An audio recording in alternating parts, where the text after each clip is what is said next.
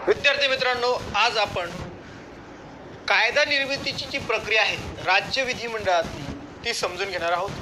यामध्ये राज्य सूचीवरती कायदा करण्याचा अधिकार हा राज्य विधिमंडळाला असतो। समवर्ती सूची यावरती सुद्धा कायदा करण्याचा अधिकार राज्याला असतो, राज्य विधिमंडळाला असतो। हे आपण या ठिकाणी लक्षात ठेवायचं आहे। परिशिष्ट क्रमांक 7 मध्ये ज्या सूच्या दिलेल्या आहेत किंवा ज्या लिस्ट दिलेल्या आहेत त्या लिस्टनुसार जर आपण बघितलं, समवर्ती सूची, राज्य सूची आणि केंद्र सूची अशा 3 सूची दिलेल्या आहेत। यामध्ये जे विषय आहे राज्य सूची आणि समवर्ती सूची यावरती कायदा करण्याचा अधिकार हा राज्य विधिमंडळाला असतो। त्यानुसार हे जे विषय राज्य विधिमंडळाच्या अखत्यारीमध्ये येतात, यांच्या अधिकार क्षेत्रात येतात, त्यावरती राज्य विधिमंडळ कायदा करत असतं। पण कायदा करत असताना काही प्रक्रिया आहे, या प्रक्रियेमधून हे विधेयक किंवा बिल पास होत असतं, जात असतं। तर आपण राज्य विधिमंडळाची कायदा निर्मितीची जर प्रक्रिया आपण समजून घेतली, त्यानुसार जी विधानसभा असेल, काही राज्यामध्ये विधान परिषद सुद्धा असतं। जर विधानसभा जर असेल, एकग्रही जर सभागृह असेल, कायदा निर्माण होण्याची प्रक्रिया सोपी होते। परंतु जर त्या ठिकाणी द्विग्रही सदन असेल, म्हणजे दुसरं विधान परिषद हे जर सभागृह असेल, त्या ठिकाणी काही प्रमाणात त्याची जी प्रोसिजर आहे, कायदा निर्मितीची जी प्रक्रिया आहे ती थोडीशी विलंब होऊ शकतो किंवा त्याची प्रक्रिया ही थोडीशी वाढते। पण ही कशी आहे हे आपल्याला समजून घ्यायचं आहे। विधानसभा या सभागृहामध्ये जे काही विधेयक असतात किंवा राज्य सूचीतले जे काही विधेयक असेल, जे बिल असेल, आपण ज्यावेळेस संसद अभ्यासत होतो त्यावेळेस बघितलं बिलाचे जे प्रकार आहेत ते प्रकार आपण समजून घेतलेले होते। त्यामध्ये प्रमुख 4 प्रकार या ठिकाणी होते: सामान्य विधेयक, धनविधेयक, वित्त विधेयक आणि घटना दुरुस्ती विधेयक। राज्य सूचीमध्ये जर विचार केला आपण, घटना दुरुस्तीचा अधिकार हा राज्य विधिमंडळाला नसतो, हा अधिकार फक्त संसदेला असतो। त्यामुळे घटना दुरुस्तीचं जे विधेयक असतं ते विधेयक राज्य विधिमंडळामध्ये मांडल्या जात नसतं। त्यामुळे हे विधेयक या ठिकाणी मांडल्या जात नसल्यामुळे राज्य विधिमंडळामध्ये हा प्रकार आढळत नाही। पण उरलेले जे 3 प्रकार आहेत, यामध्ये सामान्य विधेयक, धनविधेयक आणि वित्त विधेयक हे प्रकार या ठिकाणी राज्य विधिमंडळामध्ये आढळतात। खास करून जास्त प्रमाणात सामान्य विधेयक ही मांडली जातात। जे काही सामान्य विधेयक आहे, सामान्य विधेयक पारित होण्याची जी प्रक्रिया आहे ही आपल्याला या ठिकाणी समजून घ्यावी लागेल। जे सामान्य विधेयक असेल, धनविधेयक आणि वित्त विधेयकाव्यतिरिक्त जे विधेयक असणार ते सामान्य विधेयक असेल। पुढे आपण जे धनविधेयक आहे तेही समजून घेणार आहोत। सामान्य विधेयक जे असेल, जे सामान्य विधेयक असेल, हे सामान्य विधेयक जे सामान्य विधेयक असेल, हे सामान्य विधेयक जर द्विग्रही कायदेमंडळ असेल तर असं विधेयक हे कोणत्याही सभागृहामध्ये मांडल्या जाऊ शकतं। म्हणजेच ते विधानसभेमध्ये सुरुवातीला मांडलं जाऊ शकतं, विधान परिषदेवरती सुरुवातीला मांडलं जाऊ शकतं। जर विधानसभेमध्ये अशा पद्धतीचं विधेयक जर मांडलं तर सुरुवातीला त्याचं प्रथम वाचन होणार, प्रथम वाचन झाल्यानंतर द्वितीय वाचन होणार, नंतर लास्ट स्टेजला त्याचं अंतिम वाचन होणार आणि या स्टेजमध्ये त्याच्यावरती वोटिंग होणार। वोटिंग झालेलं हे विधेयक म्हणजे याच्यावरती मतदान झाल्यानंतर हे विधेयक आता सहमतीसाठी दुसऱ्या सभागृहाकडे जातं। पण यावेळेस हे विधेयक डायरेक्टली दुसऱ्या वाचनामध्ये जातं, दुसऱ्या वाचनानंतर तृतीय वाचन या ठिकाणी होतं आणि लास्ट स्टेजला या ठिकाणी हे विधेयक पास होत असतं। पास झाल्यानंतर अंतिम मान्यतेसाठी हे राज्यपालाकडे विधेयक जात असतं। ही प्रक्रिया आपण या ठिकाणी समजून घेतलेली आहे। जसं संसदेमध्ये आपण बघितलेलं आहे, कायदा निर्मितीच्या प्रक्रियेमध्ये प्रथम वाचन, द्वितीय वाचन, अंतिम वाचन ही प्रक्रिया आपण समजून घेतली। त्याच पद्धतीने ही सुद्धा प्रक्रिया असते। फरक या ठिकाणी, जसं केंद्रामध्ये राज्यसभा असते तसं काही राज्यामध्ये विधान परिषद असतं, परंतु विधान परिषदेला जे अधिकार आहे हे अधिकार कमी बहाल करण्यात आले. यांना अधिकार जे की दिलेले आहे आपण, याचा जो अधिकाराचं जे स्वरूप आहे हे कमी प्रमाणात दिलेले असल्यामुळे कायदा निर्माण होण्याची जी प्रक्रिया आहे ती काही प्रमाणात त्या ठिकाणी बदलते. त्याच्यामध्ये कसा बदल होतो ते आपण थोडक्यात समजून घेऊ. हे थोडंसं आपण समजून घेण्यासाठी आपण हे एका ठिकाणी ठेवू. त्यानुसार आपल्याला हे लक्षात येईल की आपले जे प्रमुख मुद्दे आहेत तेही आपल्याला समजायला सोपे जाईल. पण यानुसार विधानसभेमध्ये एखादं विधेयक मांडल्या गेल्यानंतर हे सहमत होऊन पुढे चालून हे विधान परिषदेकडे जातं. विधान परिषदेकडे गेल्यानंतर विधान परिषदेकडे काही पर्याय तयार होतात, काही ऑप्शन तयार होतात. म्हणजेच दुसऱ्या सभागृहाकडे जे काही ऑप्शन असेल विधान परिषदेकडे, विधान परिषद जसे आहे तशा सिच्युएशन मध्ये ते काय करते, पास करते. पास झाल्यानंतर हे विधेयक गव्हर्नरकडे जाते, राज्यपालाच्या सहमतीसाठी जाते. राज्यपालाने जर स्वाक्षरी केलं तर त्याचं रूपांतर कायद्यामध्ये होत असतं. दुसरं एक ऑप्शन या ठिकाणी विधान परिषदेला या ठिकाणी उपलब्ध होतं. दुसरं जे ऑप्शन असेल हे दुसरं ऑप्शन असेल विधान परिषद सुधारणासह हे बिल काय करू शकतं, सहमत करू शकतं. सुधारणासह म्हणजे काय की जे पहिल्या सभागृहाने पारित केलेलं जे विधेयक आहे या विधेयकामध्ये काही थोडक्यात सुधारणा करून हे विधेयक काय करतं, सहमत करतं. सहमत झालेलं हे विधेयक आता विधानसभेकडे जाणार. जर पुन्हा हे विधान परिषदेकडे जर आलं, विधान परिषद काही सुधारणा करणार. सुधारणा केल्यानंतर मान्यतेसाठी पहिल्या सभागृहाकडे पाठवल्या जाणार. म्हणजे या ठिकाणी सुधारणा सुचवल्या जाऊ शकतात. सुधारणा सुचवलेलं हे विधेयक पहिल्या सभागृहाच्या मनावरती असेल की दुसऱ्या सभागृहाने ज्या सुधारणा सुचवलेल्या आहे त्या स्वीकारायच्या की नाही स्वीकारायच्या. जर त्यांनी स्वीकारल्या नाही तर या ठिकाणी हे विधेयक पुन्हा विधान परिषदेकडे येतं. विधान परिषद हे विधेयक आता यांच्याकडे हे पूर्णपणे हे विधेयक आल्यानंतर हे विधेयक फेटाळू शकते. काय करू शकते, फेटाळू शकते.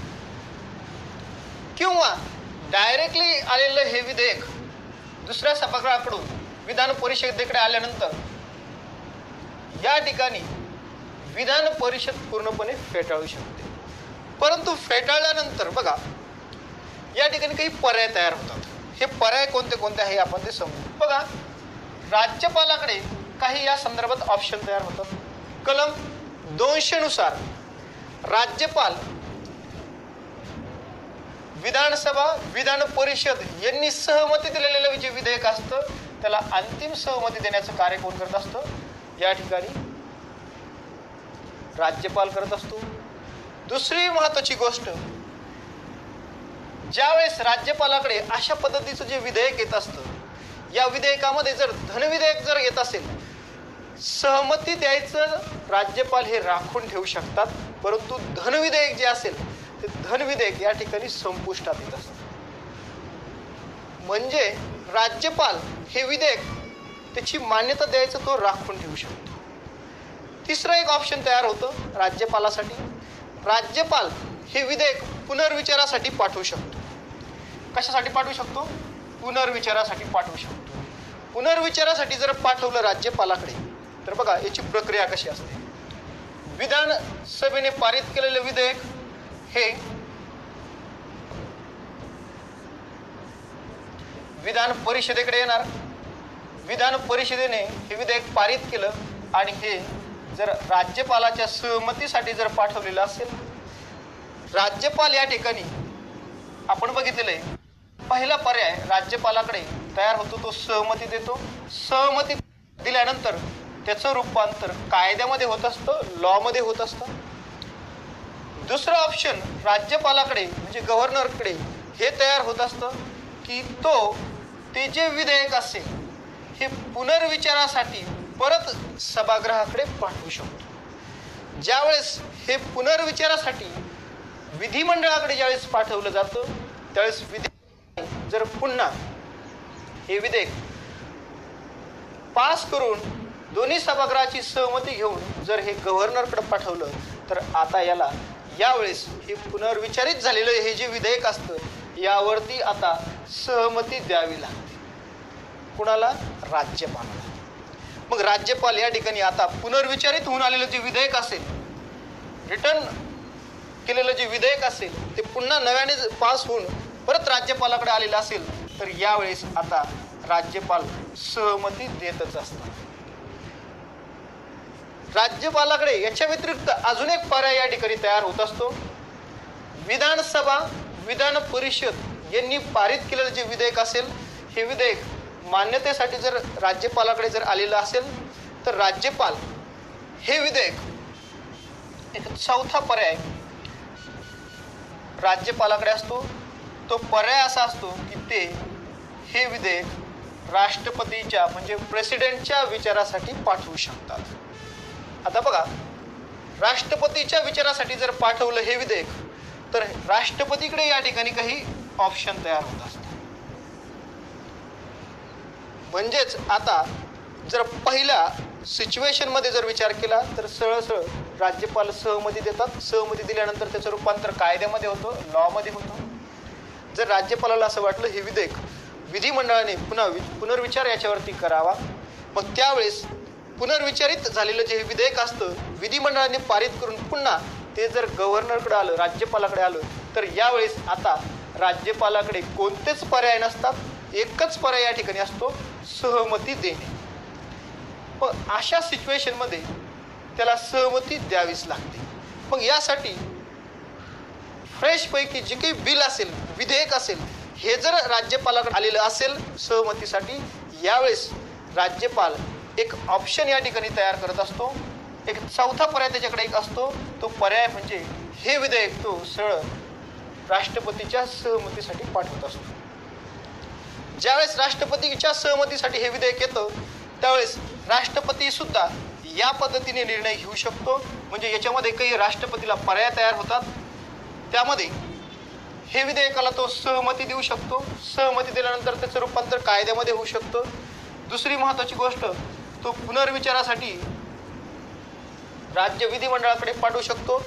आता या ठिकाणी राज्य विधिमंडळाने हे पुनर्विचार करून पुन्हा राज्यपालाकडे पाठवल्यानंतर किंवा राष्ट्रपतीकडे पाठवल्यानंतर यावरती सहमती देणं हे राज्यपाल आणि राष्ट्रपती यांच्यावरती बंधनकारक नसतं.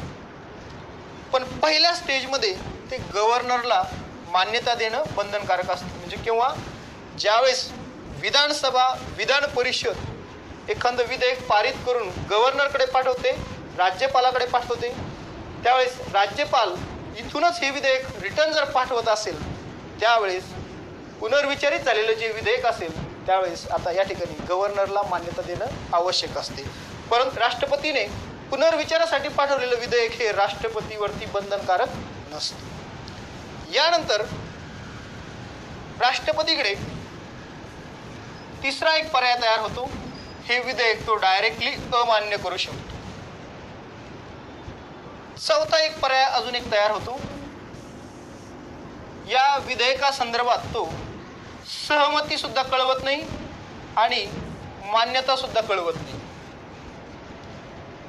म्हणजेच त्या विधेयकाला तो होकारही कळवत नाही आणि नकारही कळवत नाही. अशा वेळेस ते विधेयक त्या ठिकाणी अनिश्चित कालावधीसाठी राष्ट्रपतीकडे पडून असते. हे 4 ऑप्शन राष्ट्रपतीकडे तयार होत असतात. अशाच पद्धतीचे ऑप्शन काही राज्यपालाला तयार होत असतात. विधेयक कोणतं आहे त्यानुसार त्या सिच्युएशनला हे जे 2 प्रमुख व्यक्ती आहेत, जे गव्हर्नर असेल आणि राष्ट्रपती असेल, हे सहमती त्या विधेयकानुसार सहमती देत असतात. सामान्य जे विधेयक असतं, साधारण जे विषय जे काही जनरल सब्जेक्ट जो असतो, सामान्य विधेयक जे असतं, राज्य सूचीतले जे काही विषय असतात त्या सूचीवरती या ठिकाणी कायदा केला जात असतो. पुढे आपण जे काही धनविधेयक बघणार आहोत, धनविधेयकासंदर्भात वेगळे पर्याय या ठिकाणी राज्यपाल आणि राष्ट्रपतीला तयार होत असतं. या ठिकाणी विधान परिषद एखादं विधेयक पूर्णपणे म्हणजेच विधानसभेने पारित केलेलं जे विधेयक असतं ते विधान परिषदेकडे आल्यानंतर ते पूर्णपणे फेटाळून लावू शकतो. परंतु हा जो कालावधी आहे, एखादं विधेयक फेटाळून लावल्यानंतर हे जास्तीत जास्त 2 महिन्यापर्यंत त्या विधान परिषद या सभागृहाकडे असतं. पुन्हा विधानसभा हे विधेयक नव्याने पारित करतं. पारित करून पुन्हा आता हे विधान परिषदेकडे पाठवलं जातं. आता यावेळेस विधान परिषद जास्तीत जास्त 1 महिन्यापर्यंत या विधेयकावरती विचार करू शकतो. हा कालखंड पूर्ण झाल्यानंतर विधान परिषद असं गृहीत धरतं की दुसऱ्या सभागृहाने म्हणजे विधान परिषदेने ते विधेयक मान्य केलेलं आहे.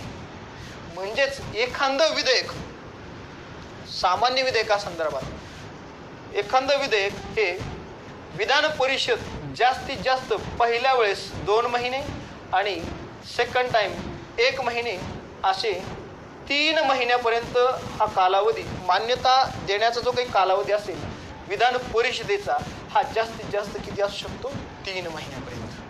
3 महिन्यानंतर विधान परिषदेचं मत या ठिकाणी विचारात घेतलं जात नाही. डायरेक्टली विधानसभा हे विधेयक पारित करून पुढे राज्यपालाकडे पाठवत असते. मग राज्यपालाला या ठिकाणी नवीन पर्याय त्या ठिकाणी तयार होत असतात. अशा पद्धतीने राज्य विधिमंडळाची कायदा निर्माण होण्याची